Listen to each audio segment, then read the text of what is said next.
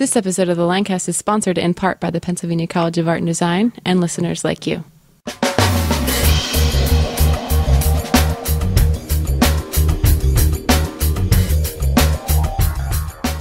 Welcome to the Lancast. I'm David Moulton. And I'm Becky Svendsen. On this episode of the Lancast, we have a discussion with Ephraim Allgyer, a Lancaster resident who was raised as an Amishman and decided to leave the community when he was 21. Ephraim gives us a really in-depth look on what it's like to live the Amish life. First day of school was the joy of my life because finally you're allowed to go somewhere without your parents. So it was very exciting. I went to a one-room schoolhouse where there was 34 students. There was 6 in my grade, so it's from 1st to 8th grade is all in one schoolhouse, in one room. So there's one teacher, and she teaches, uneducated, she teaches 8 grades at one time. Later in the show, we also learn about how Ephraim made the transition from an Amish lifestyle to mainstream America.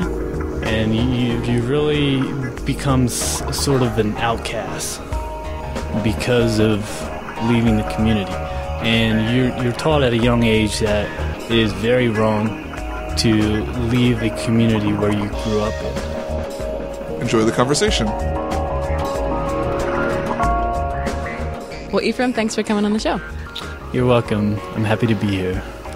So, Ephraim, you are the first person I think I've ever met who used to be Amish. And when I spent a weekend with you on a camping trip with a friend, I think I probably asked you more than 100 questions about what it was like. That's correct. So can you tell us a little bit about where you're from, what it was like to grow up Amish? Well, growing up Amish was quite a journey, and I don't regret it at all. It was because of the work ethic, the morals. There's a lot of good things that come out of that. The Amish community is a very high quality community. It is just the thing that I see that they're lacking a lot is like the truth when it comes to like spiritual, a true relationship with Jesus. I mean, that's getting a little bit spiritual there, but they have that religious mindset to where the works is a lot more important than the actual having that relationship. So which town was it that you grew up in, and what was your family like? What was life like, even as a kid growing up there? Well, I grew up in my first 9 years. I grew up in Lancast, like Bronx area, and I was born on a farm. My dad was a farmer, like right after they got married. So I grew up pretty much like as soon as I was old enough to walk. I was out on the farm, just following Dad out he was using the farm equipment with the team of horses, and I was always so amused at that. And my dad said that he remembers me being like 3 years old and just following him out through the field, just walking behind him and just loving it. And by myself, but that was the life because I had no electronics. There was no TV, there was no SpongeBob to watch, and no Disney Channel. So the only thing I really had was the animals and to watch Dad do the farming. And so, yeah, I grew up in Lancast, and then when I was 9, we moved. My dad bought a farm down in the Buck area, and then we moved down there. So that was quite a transition there of leaving all my friends behind because it's about 20 miles, but with the horse and buggy, it's about a 3-hour trip. So technically, we're moving in a still the same community, but it's a different district, and different districts have slight different beliefs when it comes to church. Like some are a little bit more serious about being Amish, where the ones in like Lancast and the Intercourse area, they are a little bit more liberal Amish, where they allow a few things more into the church, so it's not as strict.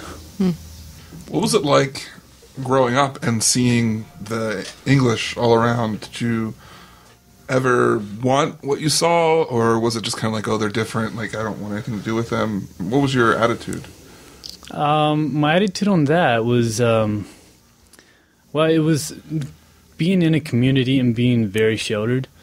Then you see like the people outside, they you don't really yearn for it because you're satisfied. The Amish are very self-sufficient in what they do and what they have.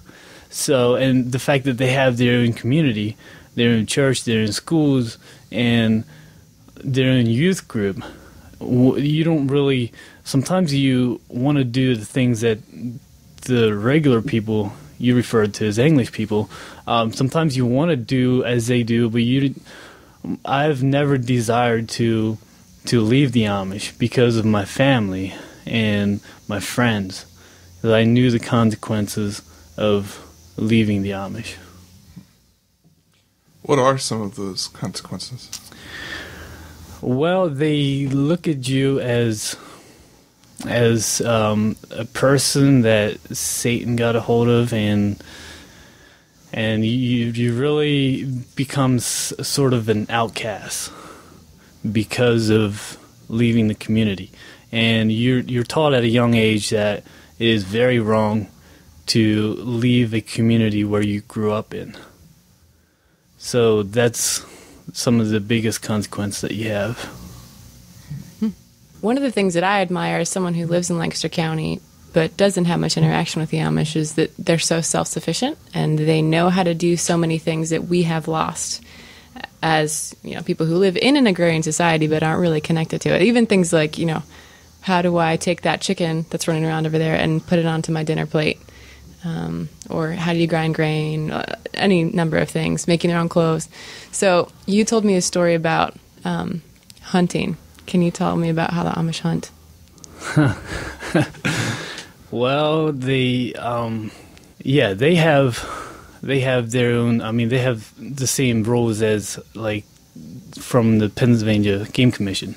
So we have to go through like a hunting course to get the little orange card, so we're able to get our hunting license. So with that, we still have to interact with the English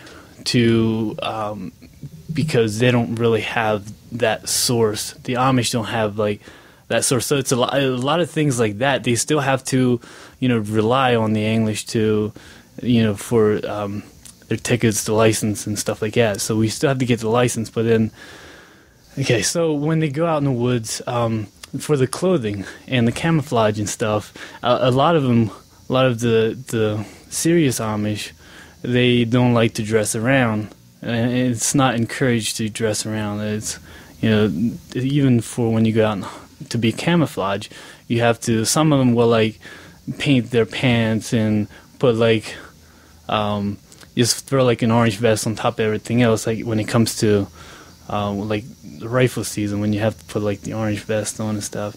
And for the hat, they'll put like a little rim of orange all the way around the top of their hat so that people can see you, because they don't want to wear like a regular like baseball cap type of hat. And do they use guns? Yes, they do use guns, and they're very, very accurate shooters as well. So we can be a little scary. Well, my mom works for an Amish company, and they make sheds. And you walk in, and I think she's one of one or two, as we referred to as English people before. But you walk in, and you almost, some of the bosses and stuff, they almost don't even look Amish, but they are, like, they must be part of that looser part of the group that you were talking about. How has the Amish community changed, even just in our lifetime, from embracing kind of some of the things that are out there? Or has it not? It has changed a little bit. They still have a lot of beliefs of, say 300 years ago, of when, that's sort of when like the Anabaptist church split off.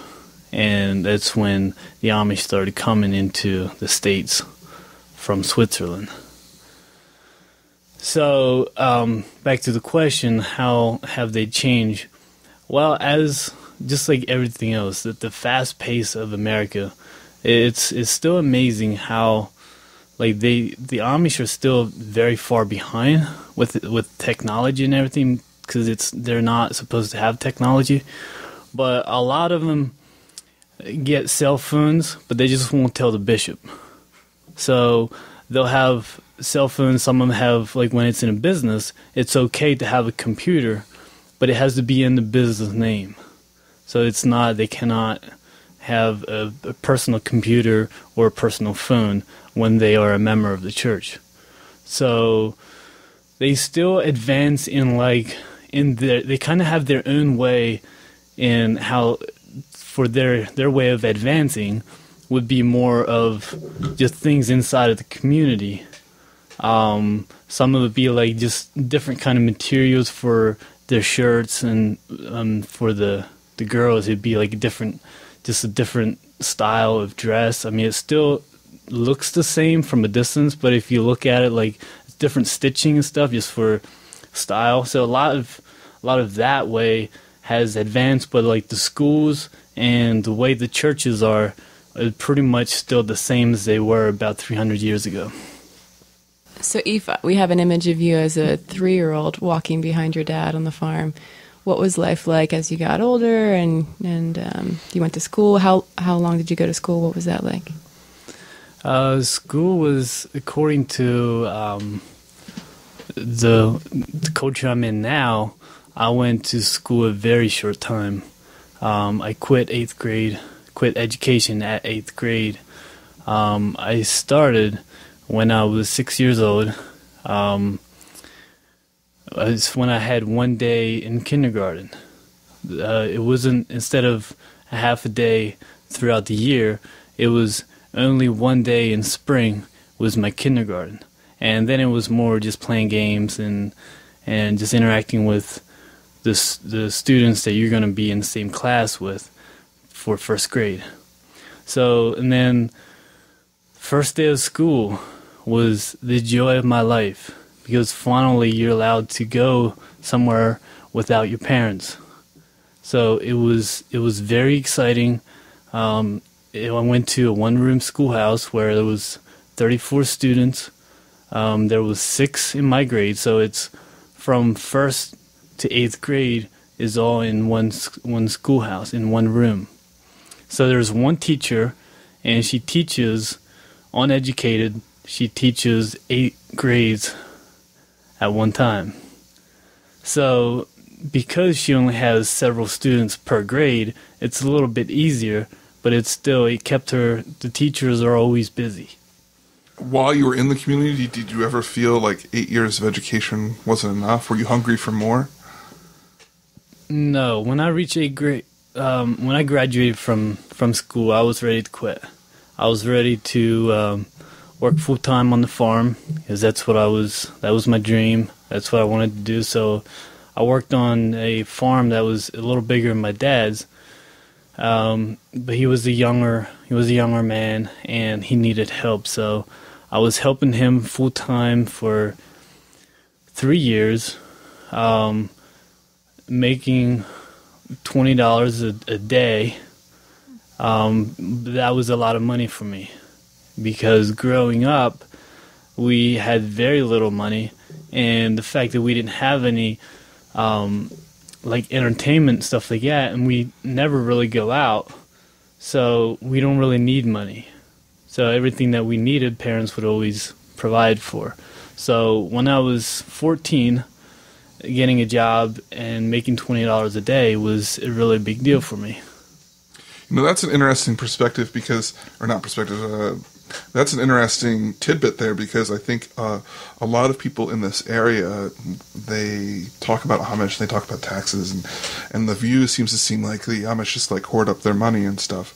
And then you're saying, you know, you really didn't have a lot of money because you didn't need money, which is very counter what, you know, the people who don't know would think.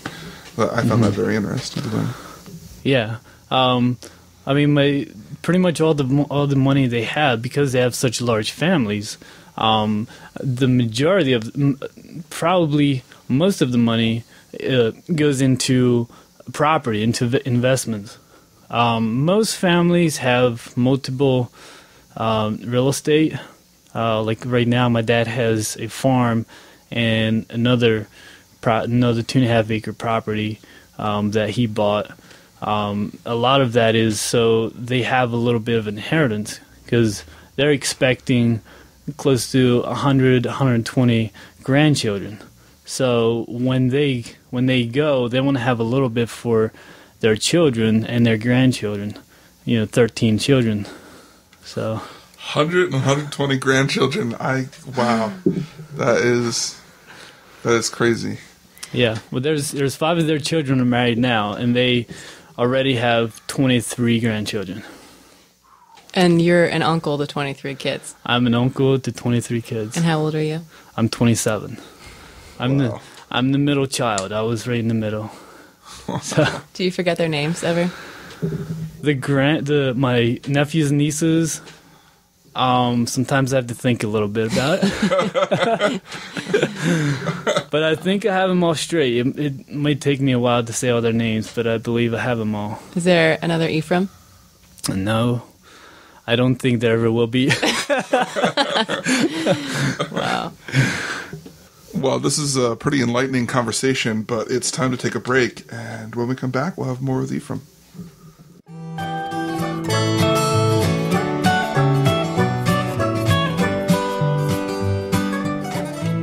Whoa, David, what have you got there? A pina colada? No, not the drink. Oh, this. Yeah, I've been meaning to tell you about this. We just got our shipment of 3x10 bumper stickers in. Oh, sweet. Now I can put one on my car and pick up chicks. Keith, you're married. Whoa, it's working already. Well, if you want a chick magnet Lancast bumper sticker like Keith, they're free. Just email us at bumpersticker@thelancast.com. Hey, Keith, get back here with the box of stickers. I need one for my car.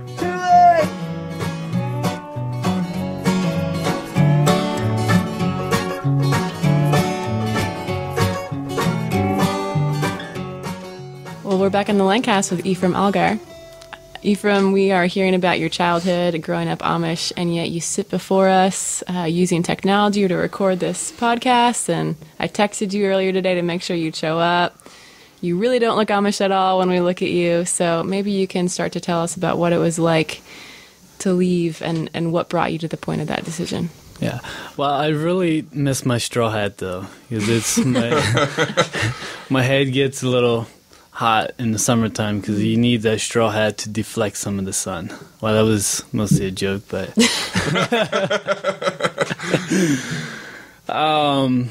wow, transitioning from Amish to a new culture. Well, I'll take you guys back a little bit to during Roomspringa, which you probably all have a question about. So when I turned 16 is when my dad gave me a horse and buggy. So now I had the freedom to go weekends and make some new friends. So there's a lot of different groups that meet Sunday nights, and they do like supper. So they'll have like a full out Amish cooked meal, and then you play some volleyball, and then it's like, then you have a hymn sing where there's a group of about 80 to 100 young people, young adults that get together, and then that's every weekend. So that'll be from Sunday afternoon till from like 3 o'clock, and then the singing will end about like 10. So you have that's the time you spend with your friends every weekend. And then during the week, it's encouraged that you just go to your job and just work all week. Or me growing up on a farm, I had all my downtime was spent working, helping my dad catch up with some field work, or maybe it was helping with the cows or the dairy or something. So that continued through the ages of from 16 till 21. So it was quite a transition. Just that was a part of of me maturing into manhood is when you start doing the Roomspringa thing. It's when you start to get serious with girls, and sometimes, I mean, first couple years you just kind of mess around, just kind of have fun, and then you start getting serious, and it's almost a system to where about 18 you want to think about getting serious, and then when you turn 19, 20 is when you're encouraged to join the church, and then once you join the church, it's most people, they get serious with a girl and then they get married. So that's kind of, it's a routine, and that's what they expected of the girls to get married at, you know, about the same age, like 20, 21. When they don't get married at that age, they sort of feel outcasts, or they don't feel like they have much of a chance anymore. So transitioning, so going into maturity and looking into life a little bit more serious, because there's a lot of things that happen during Roomspringa. There's a lot of party, there's a lot of alcohol, smoking cigarettes, and we're young, we're crazy, and we like to enjoy life to the fullest, and we pretty much do. But there's a lot missing because we're encouraged to go to church, but there's something missing when it comes to like the church side of things, and it almost becomes just a routine of just going to church and not really listening to what anybody says, because the preachers are uneducated, and a lot of the times they don't really know what they're preaching about, which is very sad, but they do know the rule book very well. So sometimes they'll just go over the rule book and kind of add some scriptures in occasionally, just kind of however it fits in. So what brought you to considering leaving the church? That's when I was looking more into joining the church. I was looking to, because of my family being Amish, I didn't think I would ever go anywhere else. So this was at age 21, and almost turning 22 is when I was getting really serious about, you know, my life, and I had a good job, had a good solid job, and I had a good set of friends. So I decided I'm going to look into the church. So I was just looking and just going into the church and looking at if they're legit in the teaching of the Bible and the spiritual side of things. It was very empty. So through that, a regular person, referred to as an English person, is witness to me and just showed me a few things about some things that the Amish don't know about, or they shy away from, is the true teachings of the Bible. So at age 22 is when I decided to accept Jesus into my heart, and that changed my life radically. Like, it was just a really serious transitioning into, okay, what is life really all about? And that's when I was really looking into the church, and I wasn't being spiritually filled by the preachers or by my parents, which I was asking questions, and I was always just kind of getting shut down by just, you need to follow the rules, go to church and just follow the rules that the preachers say. So it was about a half year after that transition is when one day I just decided I'm going to move out. So I packed my bags and just told my parents I'm moving out. I'm still going to be Amish.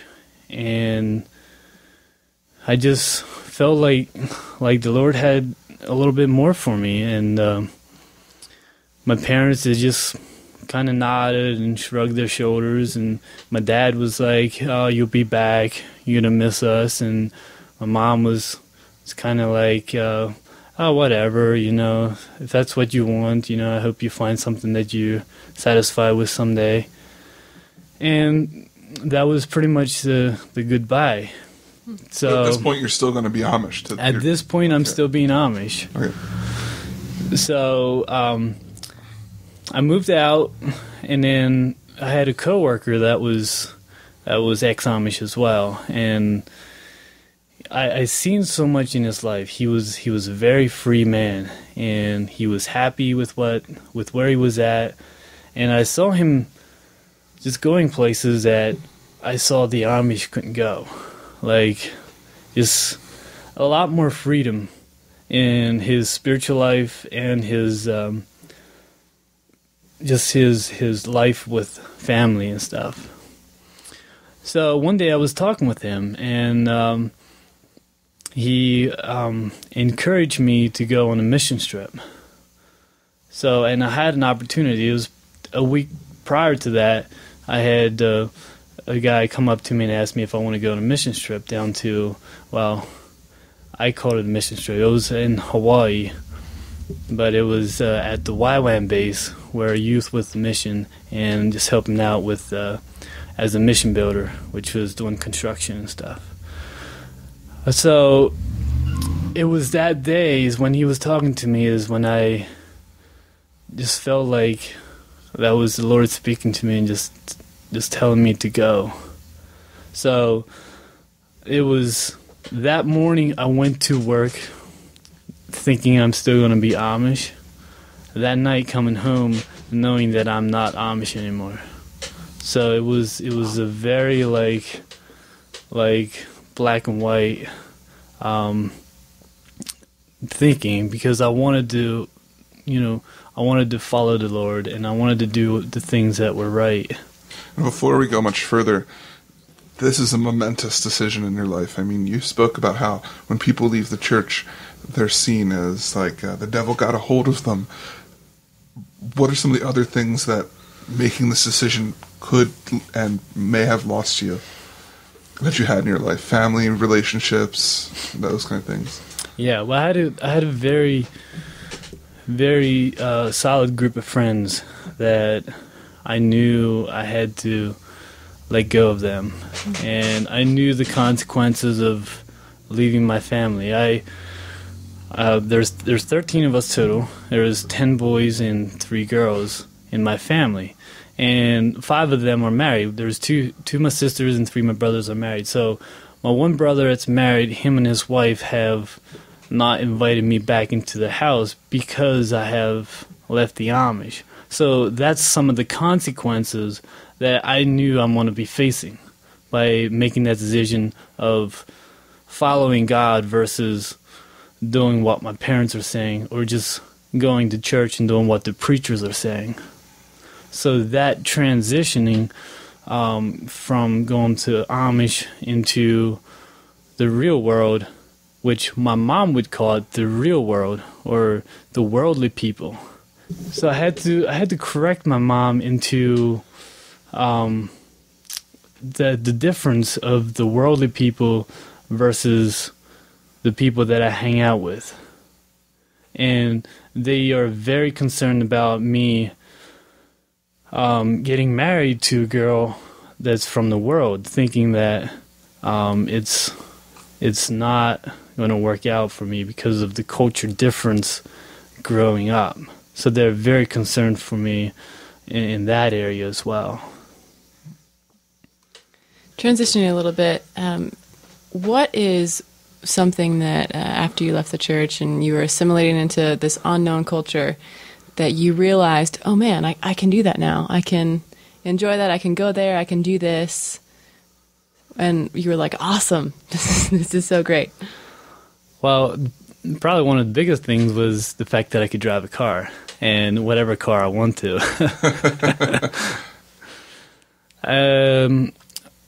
Technology, electricity, it's just, I mean, the list goes on and on. It's just a lot of things that I now realize the freedom that I have. Education, I have the freedom to get more education, and which I'm very excited for, because I believe that education is good, and which is very, it's not at all encouraged in the Amish community. So where are you with your education? We know that you made it through 8th grade. Have you continued past that at all? I did go back and get my GED, and I've enrolled to Elam Bible Institute, which is in New York. So I'm going to do a year there. When I come back from that, I want to go into the community college and get a degree in business. Going back to Becky's first question, she was asking about what it was you were most excited about, but I want to know, is there anything that's still of the new culture, even years later, that you kind of look at and you're like, I don't need that, or why? I don't understand how that fits in the equation. Is there anything that you can't relate to? Yeah, definitely video games. I don't see a need for it. I understand it's very entertaining. I've tried it a few times.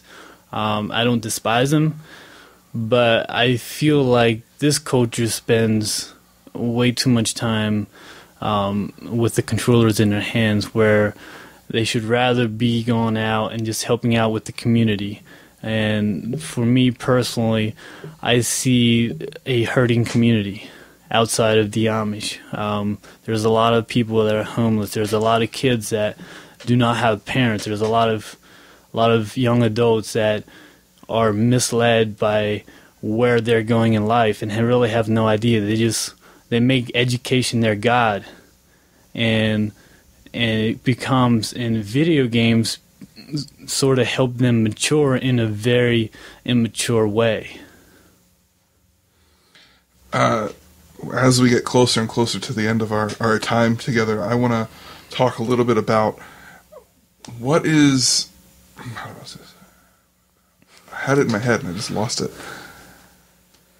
Let's learn a little bit about how your life is now. Like, you have this new relationship with culture, and you have a different perspective on your relationship with God. Where are you connected? Did you come out and connect with the church right away?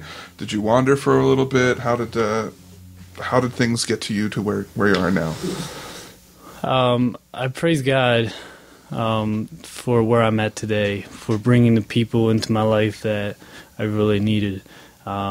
Yes, when I did leave, a part of the transition was connecting with the church immediately. I knew that was going to be a very important process for me, so I didn't hold back. I left my old friends and just connected with the worship center, and pretty much that first weekend that I had decided to not be Amish, I went to the worship center and just connected with that church, and they became family to me, which is just amazing, because it's when you lose a family, it's very difficult. It's definitely very difficult to not having.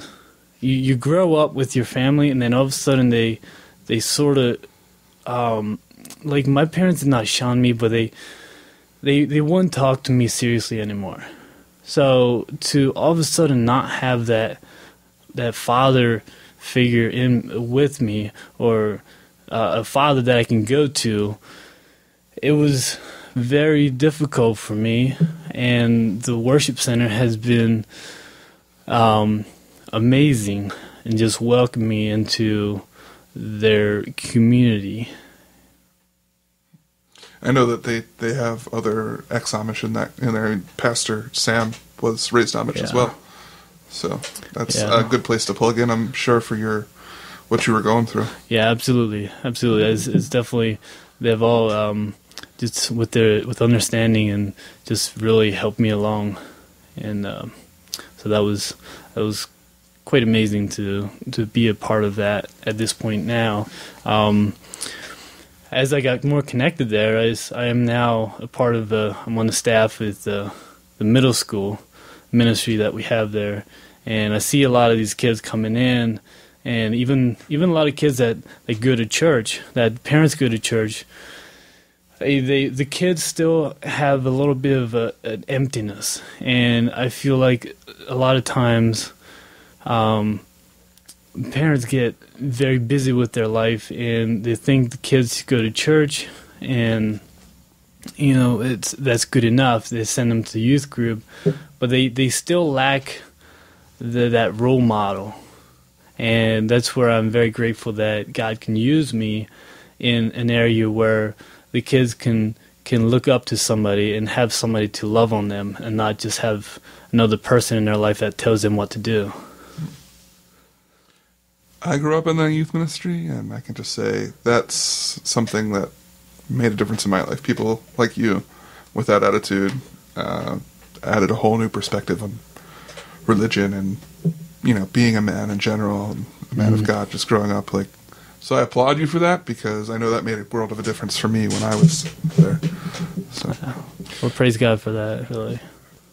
Well, Ephraim, now we're going to get to the part of the episode where we take questions from our audience. So our first question is from Tom Knapp. He asks, what's the deal with growing a beard but shaving the mustache? I mean, why? Is there a specific biblical passage that says, and God spake, saying, thou shalt bewhisker thy chin, but leave thy lip bare in my sight? Well, it was not God who spoke that, but it became a part of the culture. Back in 1525 is when that became a rule in the Amish culture, because of the war that was going on over that time. The rebels wore gold buttons on their jackets, and they had big mustache, and so the Amish decided, because they were being persecuted by the rebels, that they're not going to look like the rebels. They're going to look a little bit more clean and shave their mustache off and grow a beard instead. So that's the reason that today it's more of a tradition, more of a religion, because they added that as one of the rules for the church. So when they get married, they are supposed to grow the beard and shave the mustache. And we have one more question. It's from Don. He wants to know, what do you miss most about being Amish?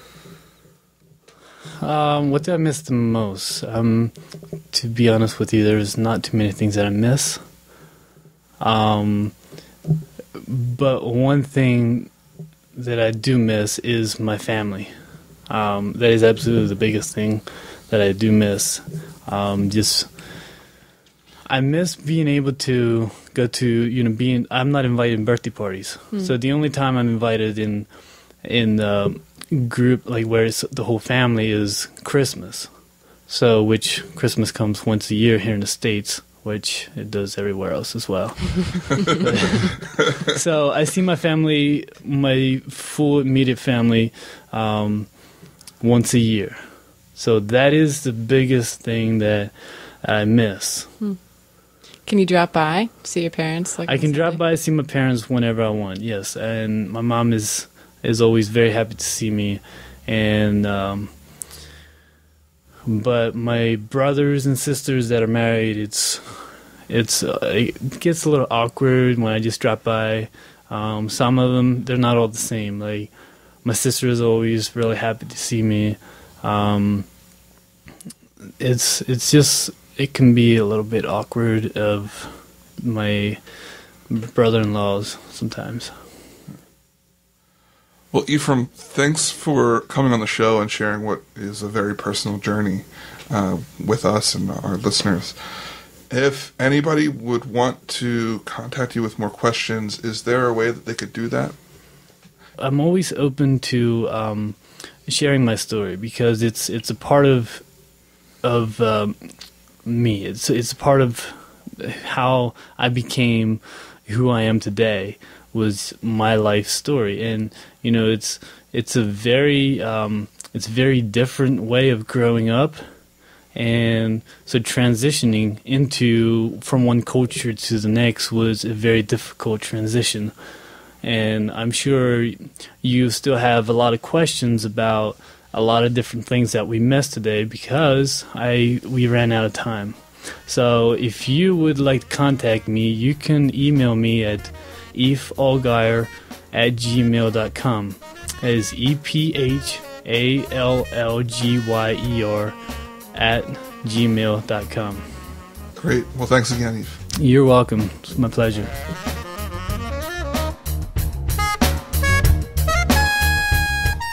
We hope you've been enjoying the Lancast. This episode was produced by myself, David Moulton, with show notes by Lauren Slesser. All pertinent links to this episode can be found in the show notes at thelancast.com. If you specifically liked this episode, we ask that you consider making a donation. Every little bit helps. Even $1 a show can keep us going. If you would like to help support us in that way, you can visit thelancast.com/donate. And don't forget to subscribe on iTunes and tell a friend about the show. So, for the Lancast, I'm David Moulton, And I'm Becky Svendsen. asking, are you in the cast?